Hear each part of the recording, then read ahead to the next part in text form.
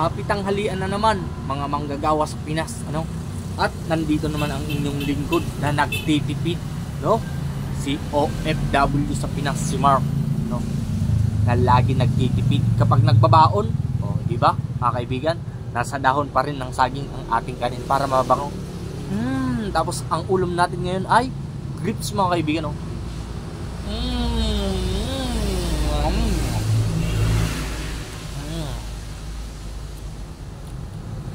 Boneless ito, mga kaibigan, boneless na grapes. Tama ba, boneless? Nalag-lag pa. Seedless pala, mga kaibigan. Boneless pala kung isda, no? Pwede itong ulam.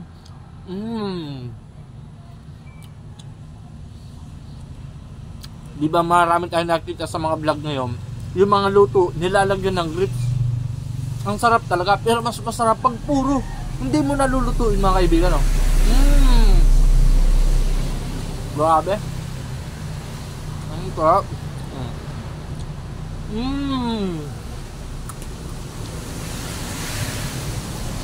200 daw ang kilo ng grapes, mga kaibigan. Eh, binili ko 1.8 lang.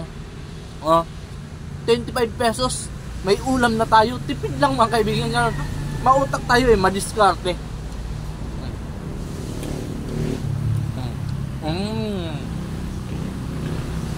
Masarap tuloy ang ulam natin ngayon.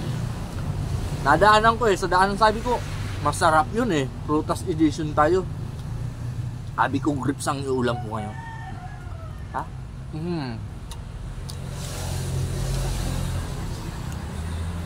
Good for the heart ito, mga kaibigan. Kaya kung kayo ay gusto mag-ulam nito, try nyo, ha. Good for the heart. Healthy living tayo dito sa Pinas at nagtitipid.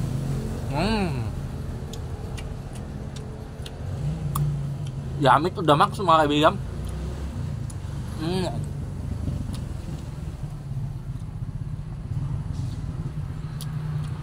Maulan pa rin ngayon sa Bicol, mga kaibigan. Nandito tayo sa Sipukot, Camarines Sur. Shout out sa lahat ng mga taga Sipukot dyan, mga kaibigan. At lahat ng mga taga Bicol. Lalo na sa mga solid supporters natin. Kaya mo ito, ha?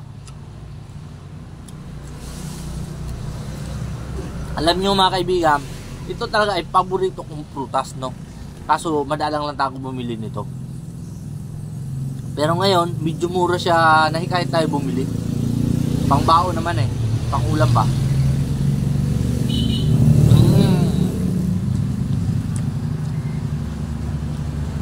Kung bibili tayo ng ulam sa kainan, mga kaibigan, worth 60 pesos mo, eh, kukunti pa.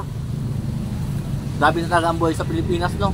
Palit ng palit yung mga patas ng patas ang bilihin, pero pakunti ng pakunti yung binibili mo. Dati yung tinapay ang lalaki, tagpipiso lang. Ngayon, tagsising ko na, ang lilit pa. Grabe na.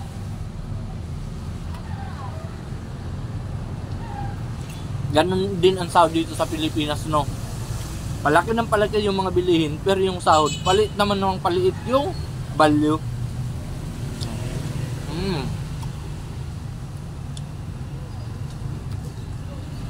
Saka sa mga hindi pala dyan nagtitipid, no? At mahilig sa special siomay, may siomay tayo dyan sa comment section. Check nyo na lang, mga kaibigan. Healthy food, no? Sino ba ang mga ano dyan, grapes lover? O ikaw ay di ba yung grapes yun ang ginagawang wine, no? Yung mga mahilig dyan sa wine, ito na, oh, inuulam na natin ang pinaprocess na wine.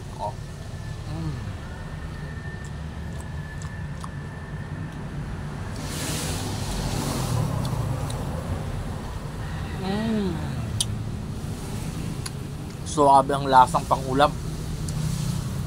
The best of the max.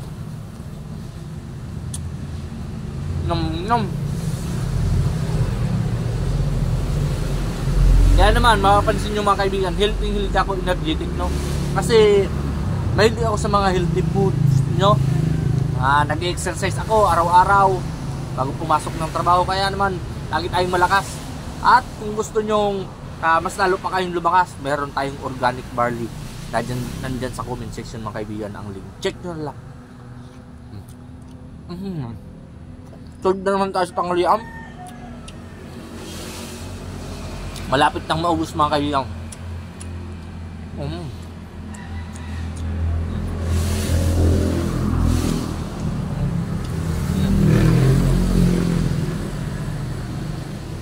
Bukas pala mga kaibigan, last day naman ng trabaho, Sabado naman. Ang bilis ng panahon mga kaibigan.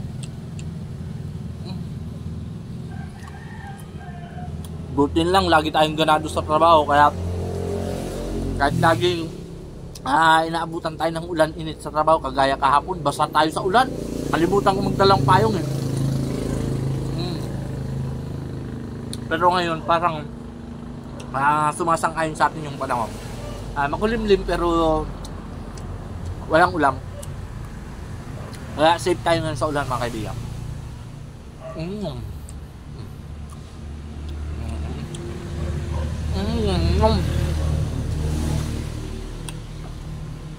Sabi to, matamis, no? May pang manghimagas ka na, may ulam ka pa. Dito na lang yan mapapanood kay OFW sa Pinas Mark, no? Salamat pala sa mga bago nating taga-suporta dyan. Welcome kayo sa aking maliit na bahay. Huling subo para sa tagumpay. Uy, nalaglag pa. Huling subo.